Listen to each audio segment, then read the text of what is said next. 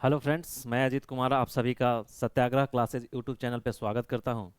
और मैं इस वीडियो में आपको जो 17वीं बीपीएससी के पॉइंट ऑफ व्यू से रणनीति यानी स्ट्रेटजी, सिलेबस एवं बुक लिस्ट के बारे में बताने वाला हूं, ताकि आपके प्रिपरेशन हो वो बेहतर ढंग से सुचारू रूप से आगे बढ़े। क्योंकि किसी भी प्रिपरेशन एग्जाम के प्रिपरेशन के पहले उसकी सिलेबस के बारे में जानकारी होना बहुत ही ज़रूरी होता है। मैं आशा करता हूँ कि आप सभी जान रहे होंगे, फिर भी मेरा वो वैसे स्टूडेंट टारगेट में हैं जो शुरुआत से जस्ट शुरू से अभी किए होंगे, तो उनके लिए भी सारी चीज़ें बता देना ज़रूरी होता है, ताकि उनको भी अच्छे से शुरू से ही नॉलेज रहे कि इस चीज़ों के बारे में। तो इस सिलेबस के बारे में मैं थोड़ा सा ब्रीफ बताऊंगा, बुक लिस्ट क्या है और स्ट्रेटेजी क्या होना चाहिए पीटी को पास करने के लिए, मेंस के लिए, एसी के लिए और इंटरव्यू के लिए। तो इंटरव्यू के लिए मैं आगे बताऊंगा। ठीक है, तो चलिए शुरू करते हैं। जैसे पिछले लेक्चर में हम आपको बताए हैं कि बीपीएससी का जो एग्ज़ाम है वो 3 चरणों में कंप्लीट होता है, पीटी, मेंस और इंटरव्यू। तो यानी पीटी का एक स्ट्रेटेजी होगा, एक इसका सिलेबस होगा, इसका भी एक बुक लिस्ट होगा। मेंस के लिए भी बुक लिस्ट सिलेबस कुछ होगा निर्धारित, उसके लिए भी बुक लिस्ट होगा और उसके लिए भी कुछ स्ट्रेटेजी होगा। क्योंकि दोनों का स्ट्रेटेजी तो अलग अलग होगा ना, क्योंकि पीटी क्या है, ऑब्जेक्टिव टाइप। ये क्या है, एमसीक्यू पूछा जाता है। इसमें क्या पूछा जाता है, एमसीक्यू पूछा जाता है। एमसीक्यू जब पूछा जाता है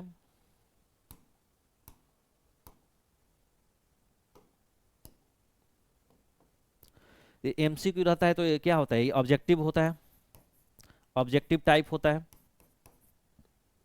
और ये ऑब्जेक्टिव टाइप होगा तो कुछ इसका स्ट्रेटेजी अलग होगा। जबकि ये क्या होता है, ये डिस्क्रिप्टिव होता है, यानी ये इसमें राइटिंग करना होगा। ये एमसीक्यू टाइप का यानी ऑब्जेक्टिव है, तो इसका है सब्जेक्टिव है। तो इसका स्ट्रेटेजी एक डिफरेंट होगा, क्योंकि इसमें लिखने का कला दिखाना है आपको, यानी राइटिंग स्किल की जरूरत है। यहाँ पे क्या ऑब्जेक्टिव है, यानी आपको फैक्ट फिगर पे पकड़ रखना है। कुछ ऐसा टेक्निक है जो यहाँ पे यूज करना है, इलिमिनेशन मेथड, कैलकुलेशन गेस। तो कुछ मैं और आगे बताने वाला हूँ। फिर इंटरव्यू है, तो इसमें क्या है, पर्सनालिटी टेस्ट है, यानी इसमें आपको बोलने का ढंग देखा जाएगा, आपका रिएक्शन क्या होगा, ये सब का टेस्ट है। यानी तो तीनों का सिलेबस भी अलग होगा, सही बात है। इसका स्ट्रेटेजी भी अलग होगा, यानी रणनीति भी अलग होगा, और बुक लिस्ट तो अलग होगा ही होगा। तो इसी पे हम थोड़ा सा बात करेंगे। उसके बाद के नेक्स्ट वीडियो से हम आपको जो जो आपके मतलब हमने आपके लिए कहा है कि मैं आपको हेल्प करने वाला हूँ, उस सब सेक्शन की तैयारी कराना शुरू कर दूंगा। तो चलिए देखिए, पीटी का, पीटी में क्या है कि स्क्रीनिंग टेस्ट होता है। और स्क्रीनिंग टेस्ट होता है यानी ये छांटने का काम है मेनली, क्योंकि भीड़ जानते हैं, लगभग 4 लाख फॉर्म भरा जाता है, 3 लाख एग्जाम, लगभग 3 लाख 2.5 लाख एग्जाम देते हैं। और 3 लाख 2.5 लाख और 10,000 मेंस के लिए सिलेक्शन हो जाएगा, तो उसमें कितना, 3,000 लगभग आपको इंटरव्यू के लिए होगा।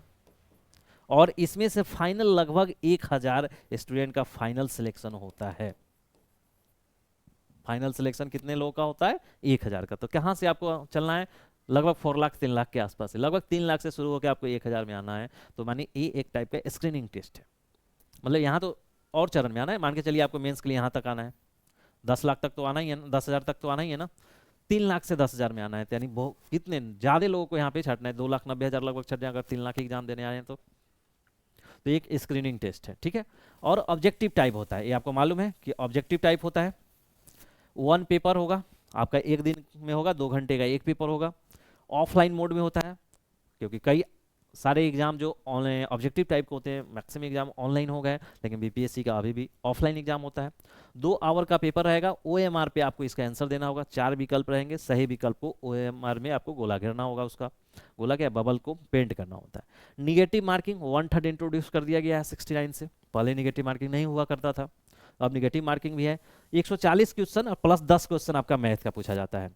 यानी क्या है कि 140 क्वेश्चन जीएस का रहेगा, जिसमें हिस्ट्री, ज्योग्राफी, पॉलिटी, साइंस, आपका हिस्ट्री, ये सब रहेंगे। जबकि 10 मैथ और रीजनिंग, यानी जिसको मेंटल एबिलिटी बोलते हैं। यानी लगभग 150 क्वेश्चन और 150 मार्क्स, यानी एक मार्क्स का ईच क्वेश्चन रहेगा, यानी आपको 150 मार्क्स का क्वेश्चन रहते हैं।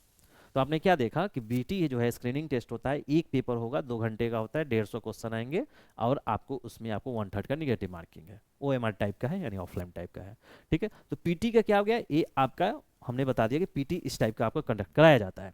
अब देखिए पीटी का सिलेबस क्या है, और हम लगभग लगभग क्वेश्चन का भी अरेंजमेंट बता दिए कि कहाँ कहाँ से किस किस सेक्शन से कितने क्वेश्चन पूछा जाता है, ताकि आपके माइंड में ये रहे कि हमारा जो कोर है, कोर पिलर जो है पीटी के पास करने हैं कौन कौन सा है। जैसे देखिए हिस्ट्री, हिस्ट्री में आपको सिलेबस में लिखा हुआ है कि इंडियन हिस्ट्री और बिहार हिस्ट्री पढ़ना है, आपको वर्ल्ड हिस्ट्री नहीं पढ़ना है, ठीक है। तो इंडियन हिस्ट्री और बिहार हिस्ट्री पूछना है, लगभग लगभग 35 क्वेश्चन यहाँ से पूछे जाते हैं। कितने क्वेश्चन पूछे जाते हैं? लगभग लगभग 35 क्वेश्चन यहाँ से आपको पूछे जा रहे हैं आजकल। साइंस, जिसमें साइंस में जनरल साइंस है, मतलब ये नहीं कि बहुत ज़्यादा आपको टेक्निकल चीज़ें जानना है, जनरल जनरल साइंस से जानना है जो आपको दिन प्रतिदिन के लाइफ में आपको ज़रूरत होता है, वैसे साइंस जानना है। यहाँ से लगभग लगभग क्वेश्चन आपका 30 पूछा जा रहा है। करेंट अफेयर, करेंट अफेयर में क्या इंटरनेशनल, नेशनल और बिहार, यहाँ से भी आपको 30 क्वेश्चन पूछा जा रहा है।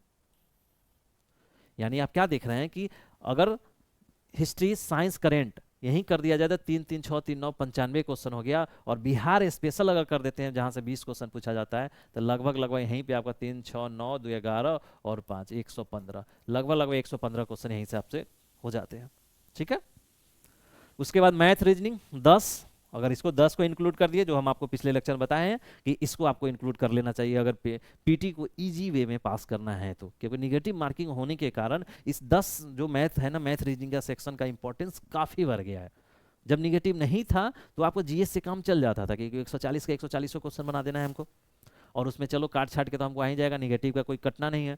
अब तो हो गया कि आप जो क्वेश्चन नहीं आ रहा है अगर कम बनाएंगे, अगर उसका आंसर देंगे तो निगेटिव खाएंगे, और निगेटिव खाएंगे तो हो सकता है कि एक बार ज़्यादा निगेटिव हो जाए, तो हमको कुछ क्वेश्चन तो छोड़ना होता है। अब जो क्वेश्चन छोड़ना है, लेकिन मैथ में क्या है कि मैथ रीजनिंग का क्वेश्चन अगर आएगा तो 100% आएगा, वहाँ निगेटिव मार्किंग कम खाने का डर रहेगा। तो आपको मैथ रीजनिंग लेके चलना होगा, नए पैटर्न में, बदलता हुआ पैटर्न में आपको काफ़ी इंपॉर्टेंट हो गया। इसलिए मैं पीटी का इंट्रोड्यूस करके, इसलिए मैं इसको भी कवर कर रहा हूँ कि आप लोगों को कोई दिक्कत ना हो, नहीं तो मैं डायरेक्ट डीआई पढ़ा देता, ठीक। तो मैथ रीजनिंग, देखिए पॉलिटी, इकोनॉमी और ज्योग्राफी, ये तीनों सेक्शन को मिला दिया जाएगा तो लगभग 25 क्वेश्चन पूछे जाते हैं। तो आप क्या देख रहे हैं कि अगर अभी तक का जो सिनारियो है बीपीएससी पीटी का, तो यहाँ पे 4 पिलर है जो मस्ट इंपॉर्टेंट पिलर हैं, 4 पिलर है, वो है हिस्ट्री, साइंस, करंट अफेयर और बिहार स्पेशल। 4 अगर मैथ तक आप कर ले रहे हैं तो आपको श्योर शॉट मानिए, आप पीटी से आपको कोई नहीं रोकेगा। क्योंकि ऐसा तो नहीं है ना कि पॉलिटी, इकोनॉमी, ज्योग्राफी का कुछ दो क्वेश्चन की तीनों सेक्शन से नहीं बनाएंगे, ऐसा तो हो ही नहीं सकता। कुछ ना कुछ तो लो लेंगे, मतलब आपको आसान क्वेश्चन आएंगे ही इस सेक्शन से भी, वहां से 2 2 भी कर लेंगे तो 10 इधर से कर लेंगे। तो यानी आपको ध्यान रखना चाहिए history, science, current affair, Bihar special, क्योंकि इसी का वेटेज देखिए 115, और 10 मैथ का क्वेश्चन मैथ रीजनिंग का कीजिए, आप कंफर्म रहिए कि आपको पीटी से कोई नहीं रोकने वाला है, ठीक है। लेकिन एक चीज और मैं बताना चाहूंगा जिसको भी ध्यान देना चाहिए, क्योंकि अब बीपीएससी पहले वाला नहीं रह गया है कि हाँ जो सोच समझ के जाएंगे वहीं बीपीएससी आपको एग्जाम में मिलेगा। क्योंकि बीपीएससी अब थोड़ा सा डायनेमिक नेचर का एग्जाम होता जा रहा है, जो समय के साथ ज़रूरत भी है, जो पहला लेक्चर में हम आपको बताए थे क्यों ज़रूरी है, ये बदलाव क्यों ज़रूरी था। तो इसका कारण ये था कि समय का मांग है, तो समय का मांग है तो बदलाव है, बदलाव है तो बदलाव जारी रहेगा। क्योंकि इसके पहले के जो बीपीएससी के चेयरमैन थे उन्होंने बोला था कि हमको वैसे स्टूडेंट को वीड आउट करना है, मतलब वीड आउट समझते हैं, झाड़ी मतलब खेत में से जो झाड़ी उखाड़ना होता है ना, वैसा मतलब काफ़ी टफ लैंग्वेज का इस्तेमाल किया गया था कि हमको वैसे स्टूडेंट को वीड आउट कर देना है जो सीरियस नहीं है, मतलब काफ़ी टफ है, मतलब झाड़ी की तरह उखाड़ के फेंक देने का मीनिंग ही निकलता था। तो वीड आउट करने वाले तो आपको पैटर्न चैलेंजिंग आएंगे। तो हो सकता है कि जैसे पॉलिटी, इकोनॉमी, ज्योग्राफी, ये 3 सेक्शन इंपॉर्टेंट सेक्शन हैं, आपको पॉलिटी के बिना काम नहीं चलने वाला, इकोनॉमी और ज्योग्राफी, इस सेक्शन से क्वेश्चन बढ़े कुछ, हो सकता है कि 10-10 क्वेश्चन इससे आ जाए, लगभग 30 क्वेश्चन यहाँ से पूछा जाए, या 30 का विशाल 35 हो जाए। हो सके कि इधर से कुछ क्वेश्चन इस तीनों सेक्शन से कुछ कुछ कम कर दिया जाए, दो भी क्वेश्चन कर दिया जाएगा, मान के चलिए साइंस को 25 कर दिया जाए, हिस्ट्री को 30 कर दिया जाए, तो 5-5-10 क्वेश्चन जो बढ़ेगा इधर पॉलिटी, इकोनॉमी, ज्योग्राफी में बढ़ जाए। तो इन सेक्शन को भी छोड़ना नहीं है, ऐसा नहीं कि छोड़ना नहीं है, इन सेक्शन पे ज़्यादा ध्यान देना है, लेकिन इसको भी पढ़ के जाना है। हो सके कि अगर इधर वेटेज बढ़ा, इधर थोड़ा कम किया, तो इधर से भी हम मार न खाएं, क्योंकि हम जब युद्ध के लिए जाएं तो पूरी तरह अपने पूरे जितने भी हमारे पास तर्कस है वो सबको तैयार रख के चलें। तो ठीक है, ये चीज़ ध्यान रखेंगे। टोटल आपका 150 मार्क्स का हो जाता है। अब तो देखिए, अब तो आपने क्या बताया, हमने आपको अभी तक पीटी का कैसा प्रारूप है, पीटी कैसा एग्जाम आपको कंडक्ट किया जाता है, उसके बाद हमने बताया आपको सिलेबस क्या क्या आपसे पूछा जाएगा, और क्वेश्चन का भी पैटर्न हमने बता दिया, किस टाइप से क्वेश्चन, कितने नंबर क्वेश्चन किस सेक्शन से पूछे जा रहे हैं, किस सब्जेक्ट से। अब देखिए बुक लिस्ट कुछ, क्योंकि इस पर बहुत ज़्यादा जोर रहता है स्टूडेंट को क्या पढ़े। मेरे पास तो 2 ही बुक है और तो है ही नहीं, पता नहीं कौन कौन बुक पढ़ रहा है। तो मैक्स क्या होता है, कुछ स्टूडेंट इसी फिराक में रहते हैं कि हम ये पता करते रहें कि कौन कौन सा पढ़ रहा है।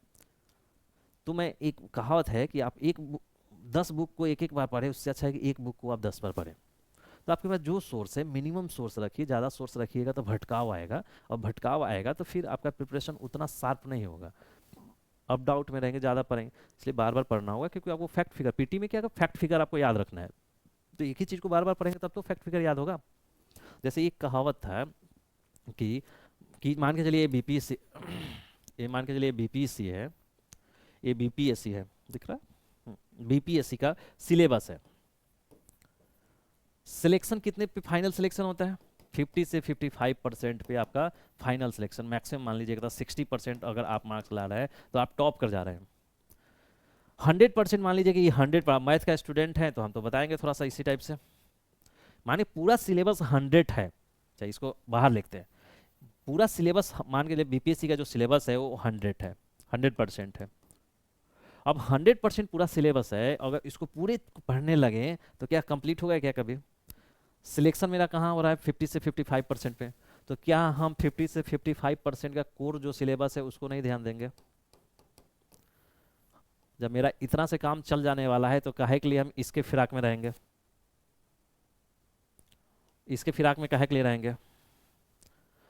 और इसी फिराक में अधिकतर स्टूडेंट क्या करते हैं कि एक बुक, एक ही हिस्ट्री के लिए एक बुक, 2 बुक, 4 बुक उस पब्लिकेशन का, उस राइटर का ले लेके पढ़ने की कोशिश करते हैं, क्योंकि वो देखते हैं जैसे एक क्वेश्चन देखेंगे प्रीवियस ईयर, अरे इस बुक में तो नहीं है यार, अब वो परेशान होंगे कि यार इस बुक में ये क्वेश्चन तो है ही नहीं, यानी कोई और क्वेश्चन कोई और बुक से पूछा जा रहा है, जो उस बुक के फिराक में रहेंगे। कई लोग से पूछेंगे तो कुछ लोग बोल देंगे हाँ ये वाला पढ़ लो, ये वाला पढ़ लो, तो वो बुक ले लेंगे। अब हिस्ट्री का मानो 5-7 बुक ले लिए, अब 5-7 बुक को ले लिए, अब 5-7 भी पढ़ रहे हैं और कमांड हो ही नहीं रहा है उनको। अभी एक को बार बार पढ़ेंगे तब ना कमांड होगा फैक्ट फिगर पे, तो कमांड तो वो इसके फिराक में ज़्यादा है। ये जो आउटर सेक्शन वाला है जो 30% लगभग मान लीजिए 30% का है, अभी 30% या 25% के चक्कर में ये आपका 60-70% जो कोर सिलेबस है उसको छोड़ देते हैं, और इस पे ज़्यादा नज़र रहता है, क्योंकि इसी में तो आपको बुक अलग अलग मिलेगा ना, और बुक बहुत सारा बुक खरीदेंगे, एक टेबल पे या रैक में लगाएंगे और दिखाएंगे, कोई आएगा तो नहीं नहीं हम पढ़ने वाले स्टूडेंट है, देखो भाई मेरे पास इतना बुक है। माहौल बनेगा रूम में, जब आएगा कोई दोस्त तो बोलेगा कि अरे यार हाँ यार तुम तो बहुत पढ़ते हो, तुम्हारे यहाँ तो बहुत सारा बुक है। तो ऐसा माहौल नहीं बनाना है, हमको देखना है, देखिए हमको प्रिपरेशन वैसे स्मार्ट वे में करना है। अब हार्ड वर्क का समय नहीं रह गया, आप स्मार्ट वर्क करेंगे, स्मार्ट तरीके से करेंगे तो तुरंत सफल होंगे और बाहर जाएंगे, नहीं तो यहाँ पे लगे रहेंगे। क्योंकि यूपीएससी और बीपीएससी का ऐसा चीज़ है कि ये दलदल है, मैं मानता हूँ कि एक दलदल है, और इस दलदल में आ गए हैं आप तो फंस गए हैं। यहाँ से बाहर निकलना इतना आसान नहीं है, क्योंकि बाहर अगर अगर आप दलदल में फंसे, अगर स्मार्ट वर्क करके नहीं निकल रहे हैं तो यहाँ फंसे रह जाएंगे, और पता चलेगा कि आपका अंतिम प्रयास रहा और उस अंतिम प्रयास में भी सफल नहीं हुए। क्योंकि 1-2 वो मेरे दोस्त, क्या मेरे करीबी हैं, वो अंतिम रूप से भी सफल नहीं हुए, और उनका मतलब वो प्रयास समाप्त हो गया, अटेम्प्ट समाप्त हो गया है। तो ऐसा नहीं करना है कि हमको 30% 20% के चक्कर में बहुत सारा बुक पढ़ते जाना है, उस भी पढ़ लिया वो भी पढ़ लिया, पता चले कुछ जो कोर वैल्यू ही नहीं। अरे हो सकता है कि 2-4 क्वेश्चन नहीं आएगा, नहीं आएगा, सिलेबस के कुछ पोर्शन को हमको छोड़ के चलना है, हमको सब नहीं करना, कवर करना है, हमको वहीं कवर करना है जहाँ से मैक्सिमम क्वेश्चन आ रहे हैं, और हम बना लें भाई एक मेरा पीटी 1 नंबर से हो जाए। क्या जरूरी है कि हम 120 नंबर लाएं, 110 नंबर लाएं? अगर 95 कटअप जा रहा है, मेरा 96 आए, बात खत्म। पीटी से तो रैंक बनना नहीं है, तो आपका मान रैंक मतलब आपको चयन, अंतिम रूप से चयन में तो काम आएगा नहीं। हमको सिर्फ एक कट ऑफ है, क्वालिफाई कर जाना है, उसको क्वालिफाई मतलब उसको क्रॉस कर जाना है, मेरा मेंस में दिखाएंगे अपना हुनर। तो पीटी में इस चीज़ फालतू मतलब जो सेक्शन है उसको ज़्यादा ध्यान नहीं देना है, ई वाला जो कोर एरिया है उसी पे आपको अडिग रहना है। इसलिए ज़्यादा बुक के फिराक में नहीं रहना है कि वो बुक भी पढ़ ले, बुक कुछ कम बुक, कम से कम स्टैंडर्ड बुक को फॉलो करें और उसको बार बार पढ़ें। तो देखिए हिस्ट्री में क्या है कि हिस्ट्री का वेटेज ठीक ठाक है बिहार में, अभी 30 से 35 क्वेश्चन, लगभग 35 क्वेश्चन, 40 क्वेश्चन भी कभी कभी पूछा गया है। तो हिस्ट्री में अब क्या करना है कि अब तो थोड़ा सा निगेटिव मार्किंग आया और थोड़ा सा क्वेश्चन का लेवल भी बढ़ रहा है, तो आपको स्पेक्ट्रम पढ़ना होगा, सिर्फ लुसेंट से अब काम नहीं चलेगा। पहले था कि लुसेंट से काम चल जाता था, लुसेंट और बिहार लुसेंट मिला के आप हिस्ट्री का सेक्शन कवर कर लेते थे, लेकिन आपको अब मॉडर्न के लिए आपको स्पेक्ट्रम पढ़ना पड़ेगा। बिहार के लिए लुसेंट या इम्तियाज अहमद सर का एक बुक आता है वो आपको करना चाहिए, तो आपको हिस्ट्री का काम निपट जाएगा। देखिए यहाँ पे हमने बुक लिस्ट के पहले ही लिख दिया कि एनसीईआरटी, अब आपको एनसीईआरटी पढ़ना होगा, जो नया चीज़ें आया है, जो पैटर्न बन के आया है कि आपको एनसीईआरटी बुक पढ़ना होगा। 6 से 12 आपको एनसीईआरटी बुक रखना चाहिए और पढ़ना भी चाहिए। लुसेंट या क्राउन किसी एक को रख लीजिए, और यूपीएससी पीवाईक्यू को भी आप ध्यान रखिए, यूपीएससी और यूपीपीसीएस का भी ध्यान रखिए। क्योंकि देखिए ये सब एग्जाम जो है ना, यूपीएससी, यूपीपीसीएस और बिहार बीपीएससी, ये सब का पैटर्न लगभग लगभग सिमिलर होता जा रहा है। ये सभी यूपीएससी से फॉलो कर रहे हैं उस चीज़ों को। जब फॉलो कर रहे हैं तो उनके क्वेश्चन को भी फॉलो करेंगे। तो क्वेश्चन को हमको पीवाईक्यू भी यूपीएससी का और यूपीपीसीएस का दोनों का पीवाईक्यू रखना है। और जिस सेक्शन को, जैसे हिस्ट्री का जो कुछ सेक्शन मॉडर्न हिस्ट्री पढ़ रहे हैं, जो चैप्टर पढ़ रहे हैं वहाँ भी देख लेना है कि हाँ इस चैप्टर में यूपीएससी में कौन कौन सा क्वेश्चन पूछा जा रहा है, बीपीएस यूपीपीसीएस में कौन कौन सा क्वेश्चन पूछा गया है, और फिर बीपीएससी का अपना देख लेना है, ताकि देखे रहेंगे हो सकता है उस टाइप से ही क्वेश्चन बीपीएससी में भी नेक्स्ट आ जाए। तो मैं 69 का जो नया पैटर्न में क्वेश्चन हुआ है, मैं उसके बारे में थोड़ा सा बताऊंगा, अभी ही बता देता हूँ जब हिस्ट्री चल रहा है। देखिए उसका एंसेंट हिस्ट्री देखेंगे तो मैक्सिमम क्वेश्चन यूपीएससी का प्रीवियस ईयर से लाया गया है।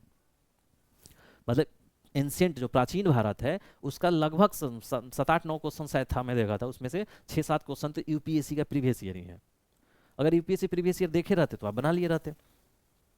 तो वहाँ है, तो यूपीएससी का भी आपको क्वेश्चन बैंक देख लेना है प्रीवियस ईयर, जो जो चैप्टर आप पढ़ रहे हैं। तो हिस्ट्री के लिए स्पेक्ट्रम पढ़िए और बिहार के लिए लुसेंट एमटीआर। देखिए बिहार में एक लुसेंट, दो लुसेंट आता है, एक तो बड़ा लुसेंट आता है जो उसमें सब जनरल रहता है, एक बिहार लुसेंट स्पेशल आता है, उसमें भी पढ़िए, उसमें बिहार के बारे में पॉलिटी, ज्योग्राफी, वो सब दिया, कल्चर, ये सब दिया हुआ रहता है, तो वहाँ से पढ़ना है। अब दूसरा पिलर क्या है कि साइंस। साइंस में क्या करना है कि साइंस में ठीक ठाक वेटेज है, तो एनसीईआरटी का बुक साइंस के लिए आपको पढ़ना ही पढ़ना है, और विशेषकर 9th और 10th क्लास का। कौन कौन सा? 9th और 10th।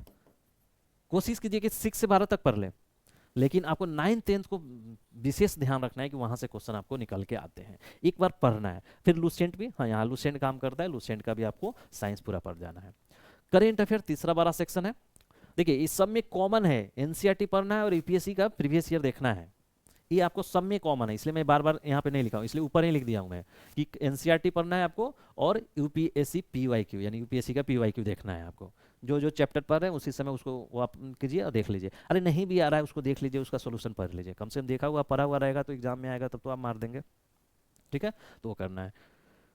करेंट अफेयर, तो करेंट अफेयर में देखिए करेंट अफेयर का भी वेटेज ठीक है, और ये चैलेंजिंग होता है क्योंकि इसमें एरिया इसका भास्ट हो जाता है कि कहाँ से क्वेश्चन पूछेगा, इंटरनेशनल भी है, नेशनल भी है, और आपका बिहार स्पेसिफिक भी करंट अफेयर है, तो कहाँ से पूछेगा, थोड़ा सा चैलेंजिंग होता है। तो इसलिए थोड़ा सा आपको हाथ पैर ज़्यादा फैलाना पड़े, मारना पड़ता है। जैसे आपको मंथली एक मैगजीन पढ़ना ही चाहिए, पीडी प्रतियोगिता दर्पण, आपको प्रतियोगिता दर्पण का मैगजीन पढ़ना चाहिए। जब आपका पीटी जैसे सितंबर 30 को होने वाला है तो उस समय होगा, तो उसके पहले का कोई एक कंपाइलेशन पढ़िए, कंपाइल मैगजीन पढ़िए, जो फैक्ट फिगर को कंपाइल पिछले 1 साल का या 8 महीना का 10 महीना का वो करके रखा हो, और जो आपको बेस्ट लगे, इसके लिए कोई ये नहीं है, आप जिसका भी आपको बेस्ट लगे वो पढ़िए, कंपाइल मैगजीन जो आपको बेस्ट लगे वो पढ़िए।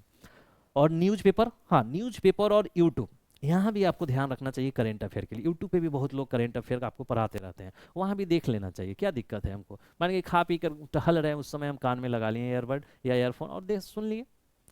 तो करेंट अफेयर के लिए आपको थोड़ा सा हाथ फैलाना पड़ेगा, ये नहीं कि एक मैगजीन पे आश्रित रह जाएं या किसी कि हाँ इस पब्लिकेशन का मैगजीन आएगा तब पढ़ लेंगे हो जाएगा, ऐसा नहीं है कि कोई एक मैगजीन कवर नहीं कर सकता है, आपको कई जगह सोर्स बनाना पड़ेगा। तो एक तो मंथली पीडी पढ़िए, क्योंकि प्रतियोगिता दर्पण पढ़ने से आपका मेंस का भी प्रिपरेशन होता रहेगा, एडिटोरियल वहाँ का पढ़िए, कंपाइल मैगजीन पढ़ लीजिए, न्यूज़पेपर जरूर पढ़ना चाहिए, क्योंकि न्यूज़पेपर ऐसा माध्यम है कि आपका बहुमुखी विकास करता है। एक तो आपका न्यूज़ कंटेंट पता रहेगा, देश दुनिया में क्या क्या घट रहा है, क्या क्या घटनाएं हो रहा है, और एक क्रोनोलॉजिकल ऑर्डर में पता रहता है जब पेपर आप डेली पढ़ते हैं, तो उसका एक बेनिफिट होता है। और बहुत सारा वर्ड लिखने का भाषा, जैसे भी एडिटोरियल पढ़ रहे हैं तो किसी कोई ना राइटर लिखे होंगे, तो उनके लिखने से तो पता तो चलेगा ना यहाँ क्या टॉपिक पे कैसे लिख रहे हैं। ये ऐसे में भी आपका काम करेगा। ऐसे में क्या होता है, एक छोटा सा लाइन दिया रहता है, बड़ा लिखना रहता है, तो पेपर में भी जो लिखते हैं राइटर एडिटोरियल में क्या लिखते हैं, बेरोजगारी पे लिख रहे थे, बेरोजगारी एक छोटा टर्म है, तो देखिए कैसे 700-800-1000 वर्ड लिख दिए, कैसे कैसे लिंक किए, तो सब पेपर पढ़ने से वो सब होता है। यूट्यूब पे बहुत सारा चीज़ें आपको मिलता है, तो वहाँ रखना चाहिए ध्यान। अब देखिए फिर बुक लिस्ट में चौथा है बिहार स्पेशल। बिहार स्पेशल का भी अच्छा वेटेज रहता है, तो बिहार स्पेशल के लिए बिहार लुसेंट, मतलब एक लुसेंट बड़ा वाला नहीं, बिहार लुसेंट आता है वो, और इम्तियाज अहमद सर का देख लीजिए, वहाँ पे आपको काफ़ी चीज़ें कवर हो जाएगा। मेंटल एबिलिटी वहीं जनरल मेंटल एबिलिटी, जिसमें मैथ और रीजनिंग करके आता है, तो इसके लिए आपको कहीं भटकने की जरूरत नहीं है। माई चैनल पे ऑल वीडियोज, मेरे चैनल पे, इसी चैनल पे सत्याग्रह क्लासेस यूट्यूब चैनल पे जितने भी इससे लगभग वीडियो आएंगे वो देखिए, और पीवाईक्यू पे ध्यान दीजिए। ऐसे मैं पीवाईक्यू करा दूंगा, जैसे ही ये पढ़ाऊंगा चैनल में वीडियो में ही आपको पीवाईक्यू भी कराऊंगा, लेकिन आप प्रैक्टिस करते रहिए पीवाईक्यू। पीवाईक्यू यूपीएससी का और बीपीएससी का। अभी बीपीएससी जितने भी क्वेश्चन प्रीवियस ईयर में पूछे गए हैं वो भी आप बनाइए, प्रैक्टिस कीजिए। यूपीएससी का भी वैसे क्वेश्चन जो बिहार में पूछे जाएंगे, क्योंकि यूपीएससी में जो सीसेट होता है, सीसेट होता है तो सीसेट में अच्छे अच्छे क्वेश्चन पूछे जाते हैं, कैट के लेवल का पूछा जाता है, तो उतना लेवल का आपको यहाँ पे जरूरत नहीं है, उसमें जो आसान वाले क्वेश्चन है वो कवर कर लेना है। ठीक है, तो आप पीवाईक्यू देखना है, इसके लिए आपको ज़्यादा परेशान होने की जरूरत है। अगर पीवाईक्यू नहीं भी देख रहे हैं तो आप निश्चिंत रहिए, हम यह सब आपको यहाँ पे करा दूंगा। पॉलिटी के लिए लक्ष्मीकांत, इसके अलावा कोई बुक की जरूरत नहीं है, पर्याप्त है। पीटी के लिए लक्ष्मीकांत, ये पढ़िए ढंग से, इसी को बार बार पढ़ लीजिए, पर्याप्त है। साथ में देखिए कि इकोनॉमी के लिए, तो इकोनॉमी के लिए क्या है कि एनसीईआरटी आपको इकोनॉमी के लिए पढ़ लेना चाहिए एक बार, क्योंकि इकोनॉमी के लिए देखिए हो सकता है कि जो बीपीएससी पीटी में क्वेश्चन पूछे वो उसमें इकोनॉमी के जो एनसीईआरटी पढ़ रहे हैं उससे बहुत सारा क्वेश्चन नहीं लड़े, या बहुत सारा क्वेश्चन डायरेक्ट नहीं आए, हो सकता है, क्योंकि ये डिस्क्रिप्टिव टाइप का एनसीईआरटी रहता है। लेकिन ये पढ़ लेंगे तो आपका एक बेस बनता है जो आपको मेंस में भी काम आता है, तो इसलिए एनसीईआरटी एक बार पढ़ लेना चाहिए। रमेश सिंह का बुक अगर बुक पढ़ना है तो रमेश सिंह का हिंदी और इंग्लिश दोनों मीडियम में आता है, तो रमेश सिंह का बुक आप पढ़ लीजिए आपको इकोनॉमी के लिए। और करेंट न्यूज पे विशेष ध्यान दीजिए, क्योंकि जो पीटी का क्वेश्चन होता है ना, करेंट न्यूज से संदर्भ रखता है, जैसे बजट आ गया हो तो बजट से क्वेश्चन, ये सब टाइप का कोई इकोनॉमिक क्राइसिस टाइप का आ रहा है या इन्फ्लेशन का सिचुएशन है तो वैसा वो सब क्वेश्चन पूछ लिया जाता है इकोनॉमी में।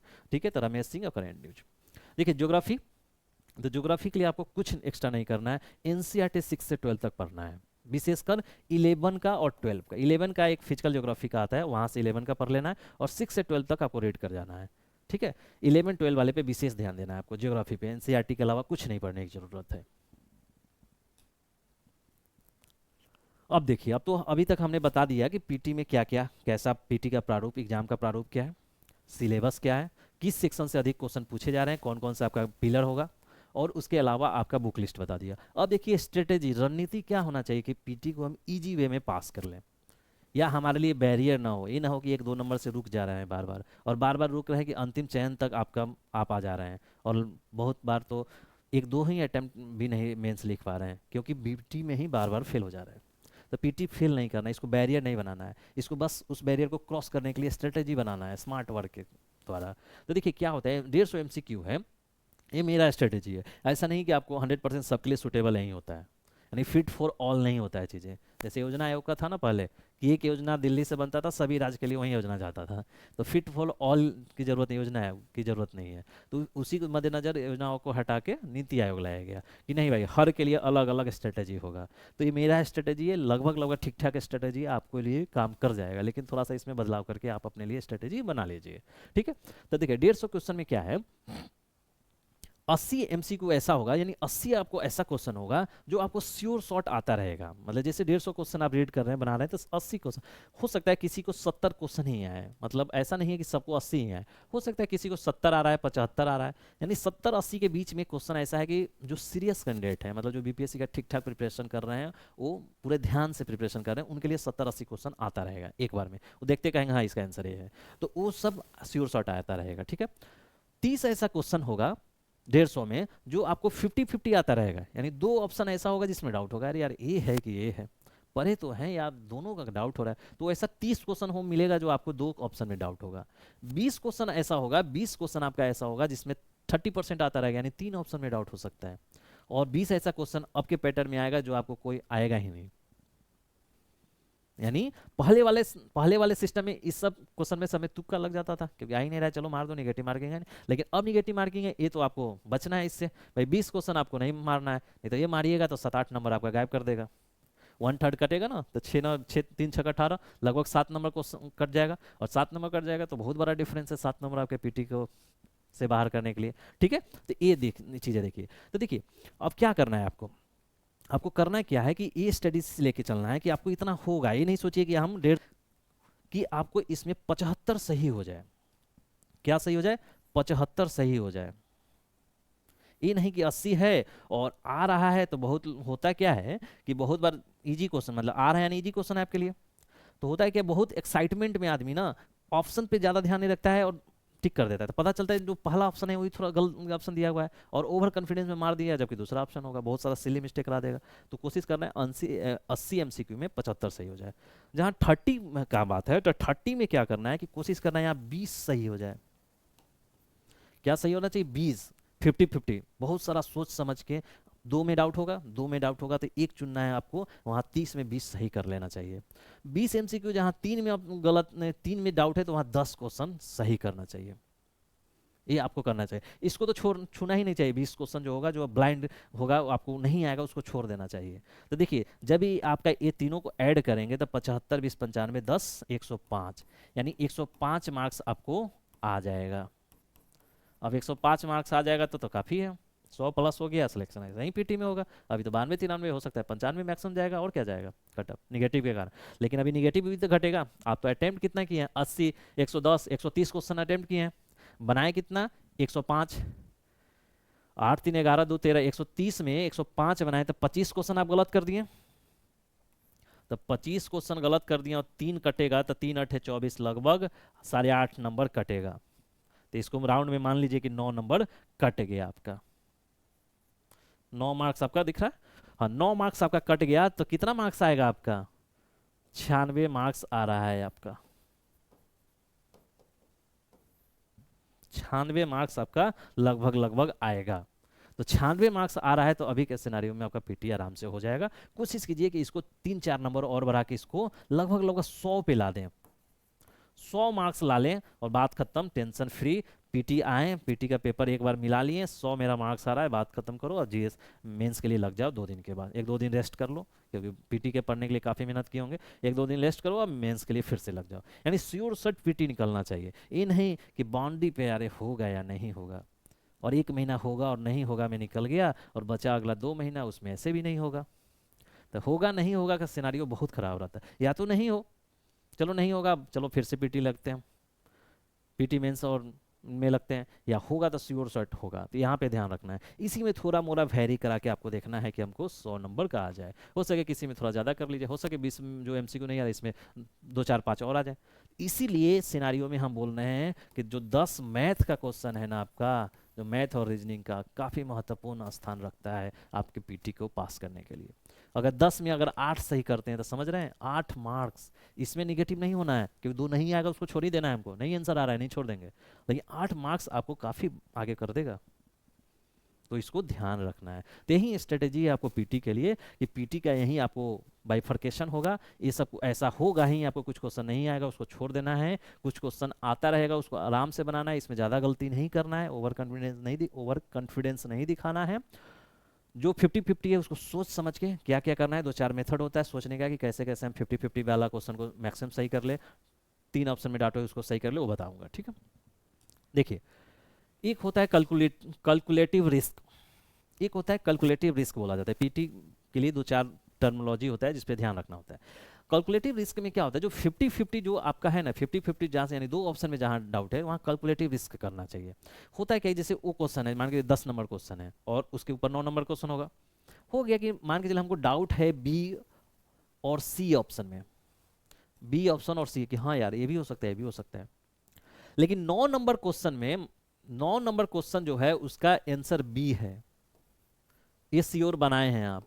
तो 10 नंबर क्वेश्चन का आंसर हो सकता है कि बी ना हो के सी हो, क्योंकि जनरली बी बी बी कभी कभार होता है। तब वहां पे आपको ये नहीं है कि बी है तो हम सी मार देंगे, ऐसा नहीं, सोचेंगे कि हाँ ऊपर वाले आंसर बी है। तो क्या 10 नंबर क्वेश्चन का बी और सी में हमें डाउट है, अगर बी हो तो कंटिन्यू, अगर बी नहीं होगा तो सी हो रहा है क्या, तो सी पे थोड़ा ध्यान देंगे कि अरे हाँ पढ़े हैं क्या यार, सी है क्या, सही में सी लग रहा है तो सी पे मार दीजिए। अगर आपको लग रहा है नहीं यार सी नहीं है तो फिर बी पे मारिए, लेकिन थोड़ा सा ऊपर नीचे देख लीजिए। 10 है तो 11 का भी ऑप्शन देख लीजिए, अगर 11 बनाए हुए हैं उसका क्या जा रहा है, उसका डी है कि उसका सी है। तो ठीक, इसी को बोलते हैं कैलकुलेटिव रिस्क। थोड़ा सा कैलकुलेशन करना पड़ता है ऊपर नीचे वाले क्वेश्चन को देख के। अब देखिए, अब ऐसा नहीं है कि हम बोल रहे हैं कि नहीं बी और बी नहीं हो सकता answer continue, 9 number 10 number 11 number का हो सकता है, लेकिन इसका चांसेस रेयर होता है। जनरली होता है बी है तो सी हो, डी हो, ए हो, मतलब थोड़ा सा बदलाव होता है, ठीक है। उसी को बोलते हैं कैलकुलेटिव रिस्क। तो 50-50 वाले क्वेश्चन में देखना है। एजुकेशनल गेस, एक वर्ड होता है एजुकेशनल गेस, आपको करना है। तो एजुकेशनल गेस कहाँ करना है, जहाँ 3 ऑप्शन में डाउट है। एजुकेशनल, हाँ भाई पढ़े हुए हैं, एजुकेशनल केस मतलब हमने पढ़ाई किया है, हमको मालूम है, लग रहा है कि हाँ ऐसा ऐसा कहीं पढ़े हैं, कुछ कुछ याद आ रहा है, तो उस बेसिस पे ऐसे क्वेश्चन को हैंडल करना चाहिए। फिर एलिमिनेशन मेथड, ये तो applicable for all all question में जैसे ही क्वेश्चन पढ़ते हैं तो हम ऑप्शन देखते हैं, अच्छा ई तो 100% है, ये उसको काट देते हैं, तो एलिमिनेट कर दिए। अब उसमें बचता है 2, या किसी में बचता है 1, या किसी में बचता है 3। जहाँ पे 1 2 3 वाला ऑप्शन आता है कि 1 2 सही है, 2 3 सही है, 1 2 3 सही है, वहाँ एलिमिनेशन मेथड काफ़ी काम करता है। क्योंकि हो सकता है कि किसी क्वेश्चन का एक आंसर गलत हो, और एक आंसर गलत जो हमने पकड़ लिया तो वो ऑप्शन में है ही नहीं, तो ऐसे ही तीनों एलिमिनेट हो जाएगा, बचेगा मेरा एक, तो आपको चेक ही करने की जरूरत नहीं है। ये यूपीएससी में थोड़ा सा ज़्यादा काम करता है, लेकिन बीपीएससी में भी आजकल पूछने लगा है 1 2 3 2 1 3 1, ऐसे क्वेश्चन पूछे जा रहे हैं, तो वहाँ पे एलिमिनेशन मेथड काम करता है। तो ये applicable for all all question के लिए अप्लीकेबल है। ब्लाइंड गेस से बचना है आपको, जो 20 क्वेश्चन में बोला ना कि आपको आता ही नहीं रहेगा, वैसे क्वेश्चन से बच जाना है। नहीं आने वाला क्वेश्चन एमसीक्यू को नहीं बनाना है, नहीं तो वो आपके लिए घातक होगा, क्योंकि निगेटिव मार्किंग जैसे होगा, और निगेटिव मार्किंग जैसे होगा तो आपको पीछे कर देगा। ठीक है, तो ये आपका पीटी का स्ट्रेटेजी हुआ। तो यहाँ तक पीटी कंप्लीट होता है। हमने पीटी का सिलेबस बता दिया, आपका स्ट्रेटेजी बता दिया, और बुक लिस्ट बता दिया। अब देखिए मेंस पे आते हैं। मेंस का क्या, तो मीन्स क्या है कि रिटन है, रिटन टाइप का होता है, ऑफलाइन है, ये भी offline. Subjective type except optional, optional को अगर छोड़ दिया जाए तो ये आपका सब्जेक्टिव टाइप होता है, यानी लिखना होता है इस पे। ऑप्शनल आपका ऑब्जेक्टिव टाइप का, एमसीक्यू टाइप का होगा। ठीक है, एमसीक्यू टाइप का होगा। 5 पेपर होता है और 3 आवर्स फॉर ईच, यानी प्रत्येक पेपर के लिए आपको 3 घंटा का दिया जाएगा। जहाँ कुछ जैसे हिंदी वाले पेपर के लिए 3 घंटा काफ़ी है, वहाँ 2 घंटा मतलब 2 घंटा ही का, 1.5 घंटा 2 घंटा सफिशियंट टाइम है, लेकिन वहाँ भी 3 घंटा दिया जाता है। वहाँ तो आपको 1 घंटा आराम से सोने का समय मिलेगा। वो आप देखिएगा जिस एग्जाम हॉल में बैठे रहिएगा, लगभग 90% लोग सो जाएंगे 1.5 घंटा के बाद, क्योंकि 1.5 घंटा में ही कर लिए। क्वालिफाइंग नेचर है, हमको कुछ ही नंबर तो लाना है, तो बस क्वालिफाइंग करना है, तो उतना बना लेते हैं, सभी लोग सो जाते हैं और याद करते हैं कि अगले पेपर में कैसे करना है। तो ठीक है, ऐसा है। तो देखिए क्या है, पेपर हिंदी है, 100 मार्क्स का होता है, 3 घंटा इसके लिए मिलता है। सब्जेक्टिव है, क्वालिफाइंग है, इसको ध्यान रखिए, क्वालिफाइंग है, आपको इसका मार्क्स नहीं ऐड होता है। GS1 300 नंबर का है, 3 आवर का है, ये भी सब्जेक्टिव टाइप है और इसका मार्क्स ऐड होगा। GS2 है 300 मार्क्स का, 3 घंटा, और ये भी सब्जेक्टिव है और इसका मार्क्स ऐड होगा। ऐसे पेपर है 300 मार्क्स का, 3 घंटे का, ये भी सब्जेक्टिव है और इसका ऐड होगा, यानी ये तीनों का ऐड मार्क्स होगा, और यही मार्क्स आपको इंटरव्यू कॉल के लिए जुड़ेगा। ऑप्शनल पेपर है, 34 ऑप्शनल लगभग हैं, 34 में एक आपको कोई सिलेक्ट करना रहता है। 100 मार्क्स का होता है, 3 घंटे का, ये यहाँ भी काफ़ी समय आपको मिलेगा। 100 क्वेश्चन है आपको, 100 मार्क्स का, 3 घंटे का, ऑब्जेक्टिव टाइप का होगा, क्वालिफाइंग इन नेचर होता है, यानी इसका मार्क्स ऐड नहीं होगा। टोटल 1100 का होता है, जिसमें से आपका 3 6 9 यानी 900, यानी 1100 में आपका 900 मार्क्स का ही आपका मार्क्स बनेगा। 900 मार्क्स से ही आपका मेरिट लिस्ट बनेगा और आपको इंटरव्यू के लिए बुलाया जाएगा। ठीक है, हाँ। अब एक चीज आता है, एक क्वेश्चन और उठता है कि क्या ऑप्शनल पेपर लिया जाना चाहिए। ऑप्शनल पेपर क्या लिया जाना चाहिए, क्योंकि अब तो क्वालिफाइंग हो गया, पहले मार्क्स ऐड होता था तो बहुत सारा सिनारियो देखना होता था, कौन इजी है, किसका सिलेबस कम है, किसका मटेरियल मार्केट में अवेलेबल है, तो सब चीज़ देख के ऑप्शनल पेपर, किसका मार्किंग ठीक ठाक हो रहा है बीपीएससी में, तो सब देख के हम ऑप्शनल पेपर लेते थे। लेकिन अब ऐसा नहीं है, अब क्वालिफाइंग नेचर का हो गया, तो आपको हमको बड़ा ऑप्शन लेने की जरूरत नहीं करना चाहिए। अब कोई अभी के समय में मैथ ऑप्शनल ले ले, क्वालिफाइंग है तो मैथ का क्या फ़ायदा, जबकि मैथ में बहुत इनपुट देना रहता है, जितना आप इनपुट दीजिएगा उतना ही आउटपुट निकलेगा, तो मैथ कोई लेगा, नहीं लेना चाहिए। उसी तरह कोई अदर पेपर जिसका मार्केट में रिसोर्सेज कम है या टफ है थोड़ा सा, जैसे इकोनॉमिक्स पेपर है, उस टाइप का पेपर को क्यों लेने का, नहीं। तो हमें वैसे पेपर ले लेना चाहिए जो हमको जीएस में आ रहा है, हिस्ट्री है, ज्योग्राफी है, ये सब आराम से आपका पीटी में भी पढ़ रहे हैं, मेंस में भी पढ़ रहे हैं, यहाँ भी 100 क्वेश्चन एमसीक्यू पूछेगा, 30 को बना लेंगे।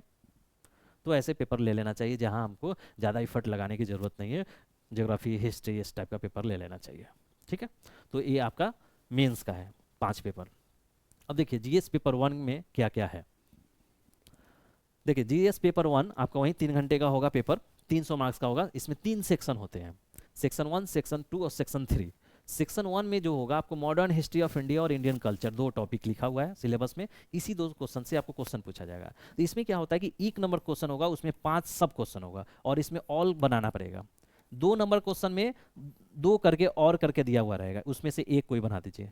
3 नंबर क्वेश्चन में भी 2 क्वेश्चन दिया रहेगा और करके, और कोई एक बना दीजिए। ऐसा आपको सिनेरियो सेक्शन 1 में रहेगा। पहला क्वेश्चन 5 क्वेश्चन दिया, सभी बनाना होगा। दूसरा में 2 क्वेश्चन और करके कोई एक बनाइए, और तीसरा में भी 2 दिया रहेगा, कोई एक बनाइए। संबंधित किससे रहेगा, मॉडर्न हिस्ट्री ऑफ इंडिया और इंडियन कल्चर से रहेगा। ठीक है, सेक्शन 2 में क्या है, करेंट इवेंट है, नेशनल, इंटरनेशनल और एक और जोड़ दीजिए बिहार। करेंट इवेंट में नेशनल, इंटरनेशनल और बिहार, इस तीनों टॉपिक से यहाँ भी वैसा ही सिनारियो होगा। यहाँ इसका पहला क्वेश्चन होगा 5 पूछेगा, ऑल बनाना होगा, दूसरा तीसरा करके आपको, यानी बनाना क्वेश्चन एक सेक्शन में 3 है, लेकिन पहला सेक्शन में 5 रहेगा, छोटा छोटा क्वेश्चन, इसमें भी 5 रहेगा और इसमें भी 5, इसमें 5 नहीं रहेगा, इसमें 2 ही रहेगा, ठीक है। तो ये आपका सेक्शन है। तो ये दूसरा सेक्शन हो गया। तीसरा सेक्शन में देखिए स्टैटिस्टिकल एनालिसिस या जिसको बोलते हैं डीआई। इसमें क्या होगा कि आपको 2 क्वेश्चन रहेगा, जैसे एक क्वेश्चन रहेगा तो इसमें एक क्वेश्चन और करके यहाँ दूसरा दिया रहेगा, और दूसरा क्वेश्चन में रहेगा यहाँ एक क्वेश्चन और करके आपका दूसरा क्वेश्चन। इसमें 2 क्वेश्चन दिया रहेगा और करके 2 2, यानी 4 टोटल क्वेश्चन है। इसमें से कोई एक एक सेलेक्ट करके दोनों में से आपको बनाना होगा, ठीक है। तो यही 3 सेक्शन जीएस पेपर 1 का है। अब जीएस पेपर 1 3 सेक्शन है, तो थोड़ा बुक लिस्ट के बारे में देख लेते हैं, उसके बाद स्ट्रेटेजी बताते हैं। देखिए बुक लिस्ट है, मॉडर्न हिस्ट्री है। तो मॉडर्न हिस्ट्री देखिए जिस तरह से अब नया पैटर्न आ रहा है, छोटा छोटा क्वेश्चन पूछा जा रहा है, तो पढ़ने का स्कोप ना बढ़ गया है। पहले क्या था कि हिस्ट्री का बड़ा बड़ा क्वेश्चन पूछा जाता था, तो बड़ा क्वेश्चन में बड़ा ही टॉपिक लिया जाता था जनरली, तो फिर हम गेस कर पाते थे कि हाँ चलो ये पूरे हिस्ट्री में, मॉडर्न हिस्ट्री में और इंडियन कल्चर में ये सब बड़ा बड़ा क्वेश्चन है, जहाँ 400-500 वर्ड का लिखना है, तो फिर वहाँ से कलेक्ट करके उतना ही पढ़ते थे, फिर उतना ही से आता था, काम चल जाता था। लेकिन अब छोटा छोटा क्वेश्चन पूछने के कारण क्या हुआ कि आपको पूरा फुल सिलेबस कवर करना पड़ेगा। कहीं से भी छोटा टॉपिक उठाएगा, पूछ देगा भाई 100 वर्ड में लिखना है, आप लिखिए। तो क्या हो गया कि अब थोड़ा सा पढ़ने का थोड़ा सा दायरा बढ़ गया, आपको थोड़ा नॉलेज बढ़ाना पड़ेगा, नहीं तो 5 गो जो क्वेश्चन है छोटा छोटा ना, वहाँ छूटने की संभावनाएं रहेंगी। तो ठीक है, तो इसके लिए क्या करना है, और थोड़ा सा बेहतर पैटर्न होता गया है, तो आपको ऐसा क्वेश्चन पूछेगा। तो इसके लिए बुक लिस्ट में क्या है कि आईएएस नोट्स, यानी आईएएस नोट्स में वैसे किसी भी दिल्ली का जो सेंटर का आईएएस कोचिंग है, वहाँ के अच्छे टीचर का क्लास नोट्स ले लीजिए। जैसे मॉडर्न हिस्ट्री के लिए हम बोलना चाहेंगे कि आप अखिल मूर्ति सर का आप क्लास नोट्स ले लीजिए, और उनका क्लास नोट्स पढ़ेंगे तो मॉडर्न हिस्ट्री का बहुत सारा चीज़ें क्लियर कट हो जाएगा। और जैसे क्लियर कट होगा, किसी टाइप का घुमा फिरा क्वेश्चन आएगा, बना लेंगे। तो आइए क्लास नोट्स लेना है, प्रिंटेड नोट नहीं लेना है, ध्यान रखिए। क्लास नोट्स ले लीजिए। और बिहार कंटेंट के लिए, क्योंकि बिहार स्पेसिफिक पूछता है, हर क्वेश्चन हिस्ट्री का लगभग लगभग बिहार से जुड़ा हुआ रहेगा, बिहार के संदर्भ में पूछेगा, क्योंकि टेल उसमें जुड़ा हुआ रहता है, इन कंटेक्स्ट ऑफ बिहार, ठीक है। तो बिहार कंटेंट ऐड करने के लिए क्या करना है, तो सार्थक संवाद का एक हिस्ट्री का बुक आता है, या केबीसी नैनो का आता है, वहाँ किसी एक में ज़्यादा बेहतर ये वाला का है, क्योंकि डिस्क्रिप्टिव टाइप का ये लिखा हुआ है। तो सार्थक संवाद का एक बुक आता है, वहाँ से ले लीजिए हिस्ट्री, और आप बिहार वाला कंटेंट ऐड कर लीजिए, तो आपका ये कवर हो जाता है मॉडर्न हिस्ट्री का, ठीक है। आईएएस नोट्स जरूर, क्लास नोट्स जरूर लीजिए, अब वो बहुत काम करेगा आपका। इंडियन कल्चर है, तो इंडियन कल्चर में नितिन सिंघानिया का बुक ले लीजिए, या दृष्टि आईएएस का एक बुक ले लीजिए, और इससे आप चीज़ों को छाट के अपना नोट्स बना लीजिए, जो बीपीएससी में इंडियन कल्चर से पूछा जा रहा है। मेनली क्या पूछा जाता है, मौर्य आर्ट, पाल आर्ट यानी पाल कला, मौर्य कला, मधुबनी पेंटिंग और पटना कला, ये सब थोड़ा सा आपको मंदिर वास्तुकला, ये सब टेम्पल जो आर्किटेक्चर है, और आपका जो गुफा बनाने का कल्चर आर्किटेक्चर है, वो सब पूछा जा रहा है। तो वो सब चीज़ों को यहाँ से आप कवर कर लीजिए। करेंट अफेयर के लिए, तो करेंट अफेयर के लिए क्या करना है, तो आपको विजन आईएएस का नोट्स पढ़िए, बहुत ठीक ठाक है, यहाँ से आपका बहुत सारा कवर होगा। प्रतियोगिता दर्पण आप पढ़ते रहिए, और पेपर पे जरूर फोकस रखिए, क्योंकि देखिए न्यूज़पेपर ऐसा रामबान है ना कि आपको सब जगह का चीज़ें मिल जाएगा। और न्यूज़पेपर का ये खासियत होता है, क्रोनोलॉजिकल ऑर्डर में आपका ज्ञान बढ़ता है। ऐसा नहीं कि आज पढ़ें और मतलब 10 दिन के बाद फिर उसका आ रहा है, नहीं, पेपर में है ना एक चीज़ कुछ दिन तक चलता है। जैसे इजराइल वार चल रहा है, तो कई दिन से चल रहा है, वो पेपर में कई चीज़ें आएगा, तो वो एक एक ना लिंक होते जाता है, और बहुत सारा चीज़ आपको याद हो जाता है, ठीक है। जैसे अभी हीट वेव चल रहा है, हीट वेव काफ़ी सुर्खियों में है, तो डेली पेपर में कुछ ना कुछ आएगा, तो पेपर में डेली कुछ ना कुछ आएगा, तो फिर उसको आप कवर कर लेंगे ना, तो आपके क्रोनोलॉजिकल ऑर्डर में आपका नॉलेज बढ़ेगा, और फिर आपको याद रहेगा, चीज़ें रटना नहीं पड़ेगा। तो पेपर पे जरूर ध्यान देना, लेकिन आपको विजन का देख लेना चाहिए। मेंस 365 आता है, उसको भी आप विजन का देखेंगे तो आपको कवर हो जाता है। डीआई वाला सेक्शन जो थर्ड है, इसके लिए आपको कुछ नहीं करना है, बस मेरा बुक जो एक आता है वो देखिए, और my YouTube videos, all videos देख लीजिए, पर्याप्त है। इसके अलावा कुछ कहीं नहीं भटकना है आपको। इसमें क्वेश्चन नहीं आएगा, उसकी जिम्मेदारी मेरी, 100% क्वेश्चन उसी में आया। अभी तक 67 से मेरा बुक पब्लिश हुआ है मार्केट में, 67 से 67, 60 और 69 3 साल के एग्जाम हुए हैं। तीनों साल से आने वाले क्वेश्चन, सभी क्वेश्चन मेरे बुक में टाइप में है। 60 जब 67 में आया था, तो 67 में पहला जो टेबल का, उसके पहले टेबल का क्वेश्चन नहीं आया था, तो नहीं आता था, लोग मैक्सिमम पाई चार्ट, लाइन और इसी पे बार ग्राफ पे फोकस रखते थे, टेबल को छोड़ के चलते थे। लेकिन हमने अपने बुक में टेबल डाला था, और सरस्वती के समय जब पब्लिश हुआ था, तो सरस्वती में पहला क्वेश्चन ही टेबल से आया। और ये ये बेहतरीन हुआ कि जो पहला क्वेश्चन टेबल से था वो मेरे बुक के टेबल, जो टेबल वाले सेक्शन था उसमें हमने 5 एग्जाम्पल दिया था, और उसमें 5 एग्जाम्पल में ही एक एग्जाम्पल वो था, मतलब सेम टू सेम नहीं, मतलब टाइप वही था। तो 5 क्वेश्चन में ही सही एक टेबल वाला वो क्वेश्चन आ गया था। तो वही टेबल पहले ध्यान नहीं दिया जाता है, उसी समय से टेबल का क्वेश्चन हर साल एक एक आ रहा है, तो टेबल पे लोगों का ध्यान दिया, लेकिन मैंने बुक में पहले से ही शामिल किया था। तो पर्याप्त है वो बुक आपको, बुक और माई वीडियोज इस सेक्शन के लिए। अब देखिए जीएस पेपर 2 में क्या है, तो जीएस पेपर 2 में क्या, इंडियन पॉलिटी है पहला सेक्शन, यहाँ भी 3 सेक्शन होता है। इंडियन इकोनॉमी है, role and impact of science and technology in the development of Bihar. देखिए ये तो आप समझते हैं इंडियन पॉलिटी, इंडियन जो इकोनॉमी, इंडियन इकोनॉमी एंड ज्योग्राफी इसी में पूछा जाता है। ज्योग्राफी, ज्योग्राफी भी ऐड रहता है क्योंकि उसी पॉइंट ऑफ व्यू से यहाँ भी क्वेश्चन पूछा जाता है। आजकल तो ज्योग्राफी से एक अलग क्वेश्चन भी पूछा जा रहा है, तो थोड़ा ज्योग्राफी का वेटेज भी बढ़ रहा है, मतलब ज्योग्राफी का पर्सनल क्वेश्चन ज्योग्राफी से ही पूछा जा रहा है। पहले इंडियन ज्योग्राफी और इंडियन इकोनॉमी और ज्योग्राफी मिक्स करके पूछा जाता था, लेकिन अब ऐसा नहीं है, ज्योग्राफी का भी अलग से क्वेश्चन पूछा जा रहा है, तो इसके लिए वही एनसीईआरटी पर्याप्त है। बताऊंगा आगे बुक लिस्ट। इस पे ज़्यादा ध्यान दीजिए इस सेक्शन में, क्योंकि लगता है जनरली कि साइंस एंड टेक्नोलॉजी यानी रॉकेट साइंस तो नहीं ना पूछेगा इसमें, नहीं जी, रॉकेट साइंस नहीं पूछना है इसमें। इसमें आपको देखिए टॉप जो लिखा हुआ है सिलेबस, उस पर गौर कीजिए क्या लिखा हुआ है। रोल, क्या लिखा हुआ है, रोल, यानी रोल क्या है साइंस एंड टेक्नोलॉजी, रोल और impact of science and technology in the development of India. आपको ध्यान देना है कि रोल पूछना और इम्पैक्ट करना है, यानी कोई टेक्नोलॉजी डेवलप हो रहा है, यानी 5G टेक्नोलॉजी डेवलप हुआ तो इसका क्या भूमिका होगा, यानी क्या रोल है, और इसका इम्पैक्ट क्या होगा इंडिया के डेवलपमेंट पे, यानी इंडिया के विकास पे। यानी इंडिया के विकास में अगर 5G टेक्नोलॉजी आया है तो उसका भूमिका क्या है डेवलपमेंट में। ठीक है, तो बस यही हम आपको देखना है, रोल और इम्पैक्ट, उसका इम्पैक्ट क्या है।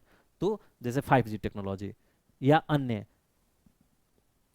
ठीक है, तो ये चीज़ आपको ध्यान देना है। तो ये चीज़ ध्यान देंगे ना तो आप थोड़ा सा चीज़ें समराइज हो जाएगी, नहीं हमको बहुत रॉकेट साइंस नहीं पढ़ना है। ऐसा नहीं कि इसरो को रॉकेट बना कैसे रहा है वो जानना है, ऐसा नहीं। इसरो अगर कोई सेटेलाइट भेज रहा है, जैसे चंद्रयान ग्रहण चंद्रयान जा रहा है, अगर मिशन हो रहा है तो उसका इम्पैक्ट क्या होगा, उसका रोल क्या है इंडिया के डेवलपमेंट में।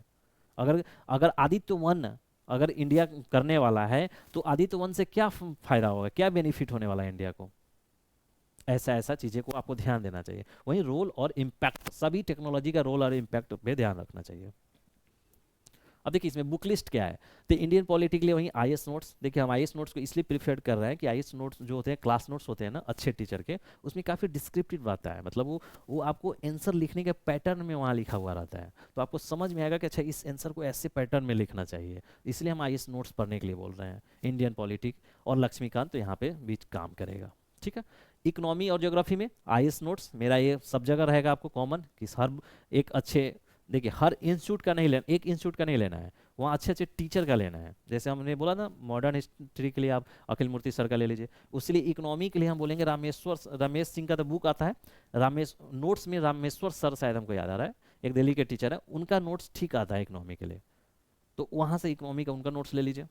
या किसी कोई दिल्ली में आपका फ्रेंड है तो उससे पूछ लीजिए कि हाँ भाई इकोनॉमी का हमको क्लास नोट्स लेना है, बताओ यार किसका कौन अच्छे टीचर है वहाँ का, हिंदी इंग्लिश जिस मीडियम में लेना है आपको, वहाँ पूछ लीजिए किसी से, वो बताएगा कि नहीं इस मीडियम। या कोई बुक जो प्रिंटेड बुक बेचता है वहाँ भी जाइएगा तो पूछेगा ये इकोनॉमी का दीजिए भाई नोट्स, किसका ज़्यादा, वो अपने बता देगा इसका ज़्यादा चल रहा है, ये टीचर का ज़्यादा चल रहा है, तो फिर वो आपके लिए काम आ जाएगा।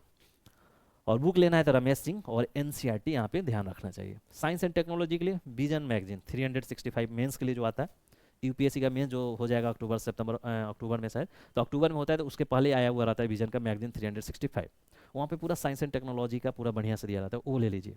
और आईएएस नोट्स किसी का क्लास नोट्स ले लीजिए, ये क्लास नोट्स में क्या होगा कि पूरा क्रोनोलॉजिकल ऑर्डर में पढ़ाया रहेगा कि जैसे इसरो का शुरुआत कब से हुआ, स्थापना से लेके अभी तक इसरो का क्या अचीवमेंट रहा है, इसरो कहाँ कहाँ फेल हो गया है, या इसरो कहाँ तक और सफल होने वाला है, या इसरो का आगे का मिशन क्या है, उससे क्या उसका रोल क्या होगा इंडियन डेवलपमेंट में, या इंडिया के डेवलपमेंट में उसकी इम्पैक्ट कहाँ तक छोड़ने वाला है, वो सब चीज़ें वहाँ से पता चल जाता है आपको।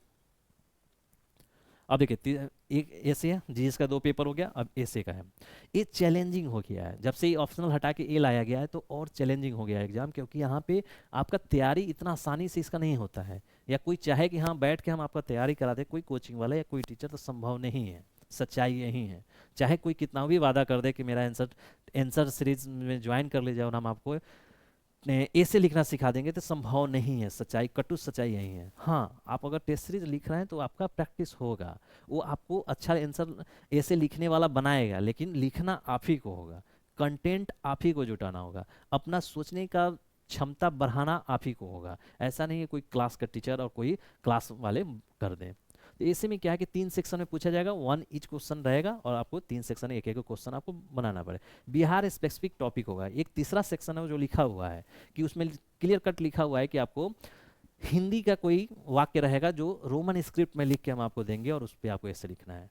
जैसे एक बार लोहड़ा होइए ना गधा ना घोड़ा, कुछ ऐसे था कि होइए, ऐसा रहता है। बिहार में जो लोकोक्ति फेमस है वैसे पे एक पूछा जाए जो रोमन स्क्रिप्ट में लिखा रहेगा, आपको उसको आपको लिखना है। अगर हिंदी मीडियम है तो हिंदी में, और इंग्लिश मीडियम है तो इंग्लिश मीडियम। पर्सनालिटी बेस्ड होता है, इसमें एक पर्सनालिटी चेक होता है। इसमें आपको ऐसा नहीं है कोई बुक का काम करेगा, इस पर आपको लिख लिख के प्रैक्टिस करना होगा।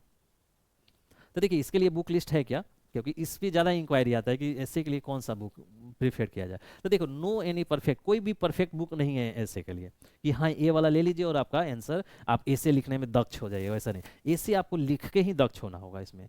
लेकिन तब भी अगर किसी को 20 बनाना है तो दृष्टि आईएएस का आप निबंध का जो बुक आता है वो ले लीजिए, वो आपको काफ़ी हेल्प करेगा आपको लिखने के लिए। इसके लिए आपको वेबसाइट पे जाना होगा, बहुत सारा वेबसाइट पे जाइए और ऐसे वहाँ लिखा हुआ रहता है, चाहे किसी राइटर का है, वहाँ चीज़ें पढ़िए, वहाँ से कंटेंट जुटाइए और अपने नोट्स में संभाल के रखिए। पेपर इसमें आपको काफ़ी काम आता है। जब एडिटोरियल पढ़िएगा तो आपको समझ में आता है कि छोटा छोटा टॉपिक को कैसे उतने बड़े बड़े लिख लेते हैं वो लोग। जब बार बार पढ़िएगा तो आपको भी व्यू लगेगा, अच्छा क्या ठीक है, हम भी ऐसा आएगा तो हम थोड़ा सा पीछे से लिंक करेंगे, अभी का वर्तमान सिनारियो बताएंगे, आगे का चीज़ों बताएंगे, तो ऐसे लिंक कर करके हम ऐसे अपना बनाएंगे।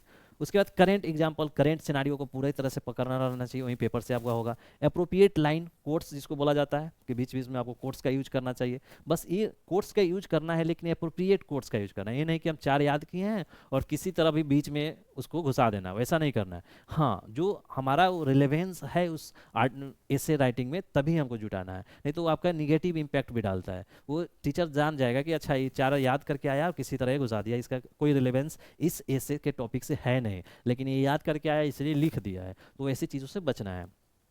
यूट्यूब पे बहुत लोग ऐसे के लिए आपको गाइड देते हैं, वहाँ भी कर लेना है। और राइटिंग प्रैक्टिस ही इसका एकमात्र उपाय है। आपको बार बार ऐसे लिखना होगा, तो आपको लगभग 2 दिन पे 3 दिन पे एक एक ऐसे लिखिए, हो सके तो डेली ऐसे लिखिए। यही आपको सिलेक्शन कराने वाला है, ऐसे और डीआई। जीएस ओएस ठीक ठाक है, वो ऑन एवरेज सबका ठीक रहता है, इतना तो आप भी लिख के आएंगे कि मार्क्स ठीक ठाक आ जाएगा। लेकिन जो डीआई संभालेंगे, जो एएसए संभालेंगे, उन्हीं का सिलेक्शन होना है। तो इसके लिए यही आपको स्ट्रेटेजी अपनाना होगा।